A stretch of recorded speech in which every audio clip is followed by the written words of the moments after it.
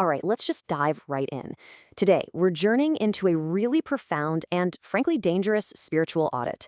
It's a philosophical crucible known as the trial of the liquid mirror. You're going to want to prepare yourself because this is a reality check unlike any other.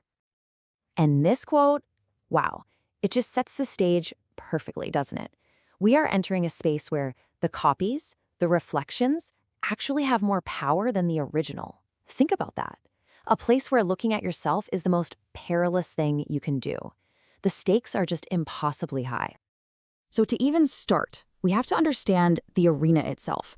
What exactly is this bizarre, fluid reality where this whole trial takes place?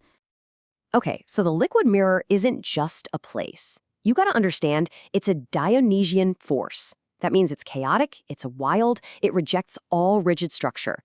It's basically a rebellion in physical form.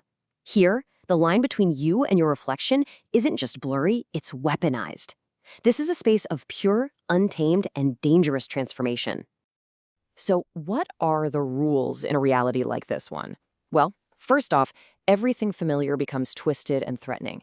This entire place is a kind of Promethean rebellion against the old, stagnant ways of being, and it's all presided over by a figure known as the Crimson Judge.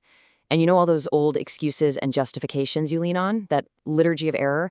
Yeah, completely useless here.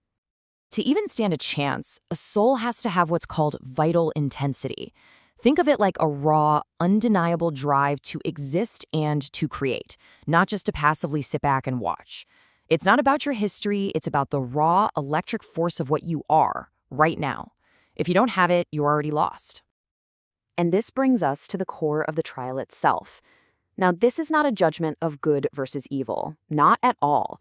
It's what's called a Nietzschean audit, and it's weighing a much, much more primal quality. This comparison just captures the shift in values perfectly. Look at the left side, a feather, representing some old, dead morality. That whole system is being thrown out. On the right, pure energy. That's what matters now.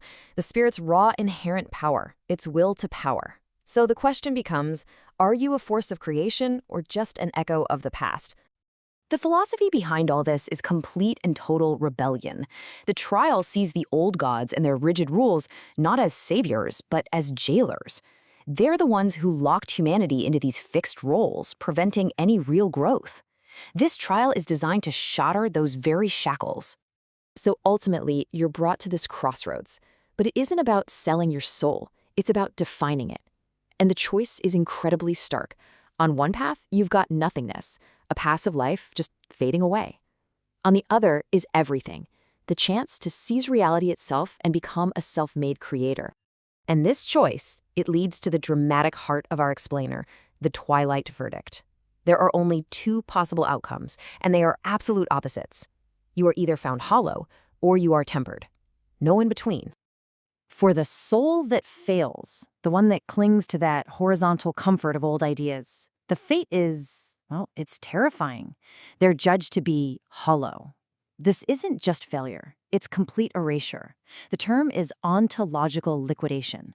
They are consumed by their own lack of substance and just vanish, absorbed into the mirror of the judge's gaze. But from this perspective, this isn't cruelty. It's a philosophical necessity. The judge is simply pushing what is already falling, clearing away the stagnant and the weak to make room for what is vital and strong. It's a harvest of mediocrity. Now, contrast that with the active spirit, the soul that demonstrates that vital intensity we talked about. It doesn't just pass the test. It is fundamentally transformed. It's not judged, it's forged, tempered like steel into something entirely new, something so much stronger. So what happens after you're tempered in that fire? You receive the mark of the abyss. And this is the beginning of a whole new existence, the very first step in the ascent toward becoming an Ubermensch, or an overman. This mark is a specific brand, the rune of the vertical ascent. It fundamentally changes your spiritual gravity. It pulls you upward, away from the easy horizontal comfort of the crowd, and toward the lonely, terrifying, but absolutely exhilarating heights of self-mastery. This journey follows a pretty clear, though incredibly demanding path. You reject the safety of the herd. You embrace that upward pull. You trade the easy light of the sun for the profound, deep inside of the abyss. And finally, you become an active nihilist. Not someone who believes in nothing, but someone who clears away old, broken values to create new ones. And this transformation is not fleeting. The names of those who succeed are recorded in this legendary tome, one forged from the most primal elements, human skin and solar fire. This signifies a permanent, indelible change in their very being. But this verdict, it's not an endpoint. It's the true beginning. This final section explores what comes next, when you finally become the architect of your own becoming. And this is where there's a fascinating shift in perspective. The liquid mirror, which started out as this terrifying, lethal judge, is ultimately revealed to be something else entirely. It wasn't a wall, it was a window, an opening into a reality of absolute, unhindered freedom. And with this new freedom, the survivor's relationship to time itself completely changes. See, history is no longer a fixed record of what has been. It becomes this fluid text, a prophecy of what their own empowered will decides will happen next. They don't just read the future, they write it. And this is the final transformation. The survivor emerges as a new being. Having survived the judgment of the gavel scythe, they are reborn. They become the architect of their own becoming, a state of constant creation and self-overcoming. The active nihilist has finally arrived. And all of that, it leaves us with one final provocative question that turns this entire thing back on you. In the liquid mirror of your own reality, you are standing before the only judge that truly matters. So, what is its verdict?